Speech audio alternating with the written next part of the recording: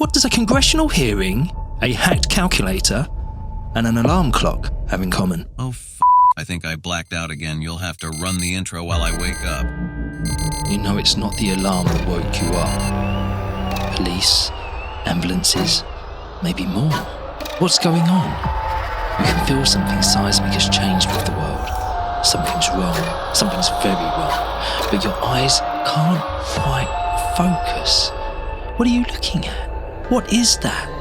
And there it is. Now your eyes are locked on. You were wrong. They weren't government conspiracies, hoaxes, ghosts, demons, mass hallucinations. Hell, you're not even sure they're aliens. But now, quite clearly in front of you, you can see you were wrong. Or were you? I'm never wrong. Ask my wife.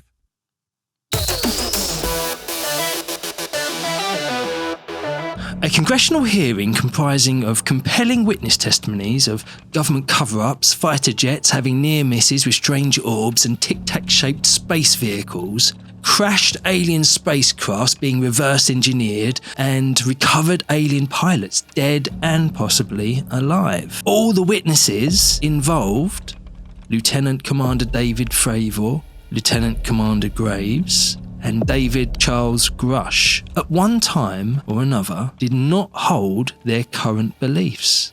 I never felt that we were alone with all the planets out there, but I wasn't a UFO person. I wasn't watching History Channel and MUFON and all that. They had to have shocking encounters and in-depth life experiences to change their minds and form new beliefs. Something had to change them. But for many, this isn't the case. Stick to the old beliefs. That's my motto. December 20th, 1954, in an Illinois home, social psychologist Leon Festinger waited anxiously with a doomsday cult led by Marian Keech, a housewife that had received odd messages from aliens. Leon Festinger watched as her followers cheered jubilantly as the clock struck midnight. And then, nothing. Everybody looked at each other in confusion. The predicted moment of apocalypse had come and gone, and nothing. Psychologist Leon Festinger infiltrated a UFO cult that claimed the world would end in a terrifying flood at midnight on December 20th, 1954. When nothing occurred, the cult, fueled by an unknown psychological force, would rationalize this break from their belief system, putting the failure down to the success of the cult. They rationalized that they had been so faithful that aliens had decided to spare the Earth, and this was solely down to their faith alone, completely dismissing that the aliens turning up at the prophesied time was the only proof of the belief system. And that had just failed. Was it a failure, though? Seems like their light just got brighter. No, it was a failure. Festinger saw how minds cling to convictions despite contradiction. He called it cognitive dissonance, feeling mental unease when reality conflicts with beliefs. Festinger exposed how people irrationally dismiss facts challenging cherished beliefs. His work dovetailed with a brand new experiment on how our tendency to trust technology over our senses was a thing. I invented a technology once. Well, I knew a guy. Well, I didn't know him personally. He was more of a founder anyway. Miracle Wheat. It was a thing, I promise. Psychologist Lois Timnick grinned to herself as mathematician after mathematician dismissed what they had just spent time and energy working out on paper. The internal confusion confirmed Festinger's conclusions. But did her trick fool them all? In 1981, in the University of Missouri, Columbia, Dr. Lois Timnick, a practicing psychologist, had just arrived at the laboratory that wintry morning, ready to commence a groundbreaking experiment. Dr. Timnick's eyes scanned the room, taking in the 45 hand-picked test subjects, a mixed group, 33 students and 12 non-student adults, 31 men and 14 women. The creme de la creme of mental estimators.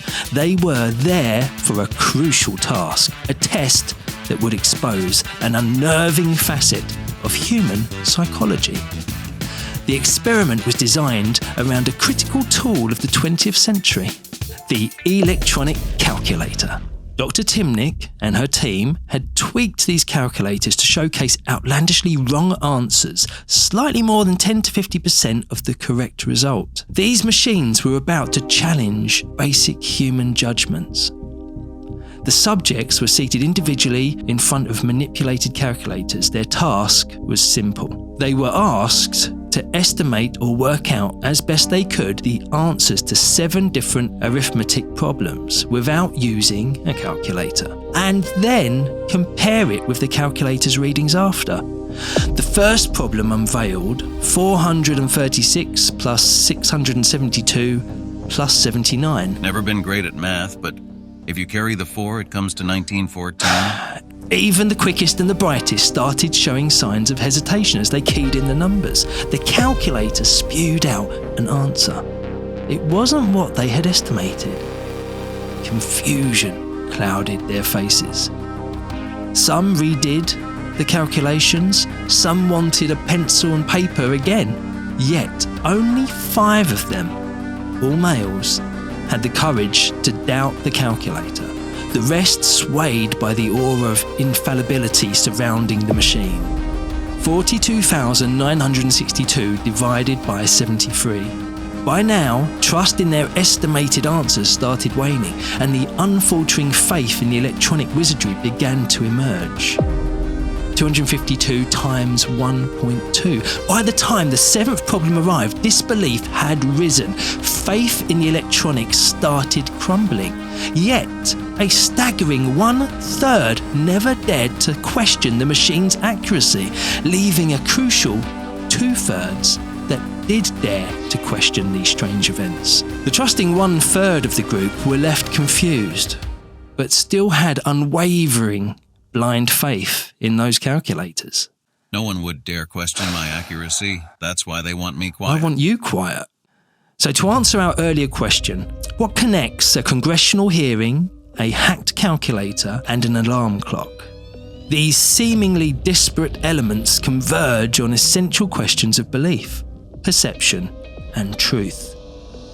The congressional hearing exposing government cover-ups regarding dead aliens and recovered space vehicles from other worlds forces us to confront new, shocking realities.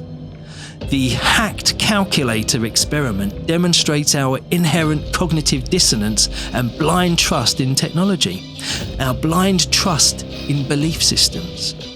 And as for that alarm clock, well, when you wake up to flying saucers outside your window, unlikely, you'll have to decide whether to surrender to misinformation or challenge the accepted narrative. You know my opinion. Independent thinking is what the devil does. If I've told you once, and I've told you 1,000 times, it doesn't have to make sense. You just have to obey. Is that how you ended up on there? Well, that's like your opinion. Anyway, in every case, it all boils down to our willingness to embrace the truth, however uncomfortable, however comforting the illusions might be. Illusions? Seriously, I don't just embrace the truth. I am the truth. Now, surely you won't be one of the overly trusting third that lets cognitive dissonance steer your beliefs. Interesting fact before we wrap up. Based on a study by Pew Research released in 2015, about 2/3, that's 66% of Americans who were raised as Jehovah's Witnesses no longer identify with the group. The study revealed that the JW organisation's retention rate of members carried over from childhood was only 34%. This indicates about 2/3 of raised Jehovah's Witnesses end up leaving the denomination. I'll let you put that one together. So let me get this straight. You're saying Festinger's cognitive dissonance discovery revealed by a UFO cult study is mirrored in the Jehovah's Witnesses because they similarly have failed end-of-the-world predictions like 1914, 1925, and 1975, and statistically, Timnick's hacked calculator experiment revealed that 2/3 of people will always question while 1/3 will remain not inclined to question anything, not listening to the cognitive dissonance buzzing around their heads, just as Pew Research found within Jehovah's Witnesses, where an astonishing 2/3 leave the organization, while 1/3 persistently stays unfazed by damning evidence that undoes the belief system. And people need to be aware of this psychological effect, so if the day comes and we are presented with what seem to be aliens, we need to put our presuppositions to one side and be skeptical, but also be moved by actual evidence. Nope, still don't get it.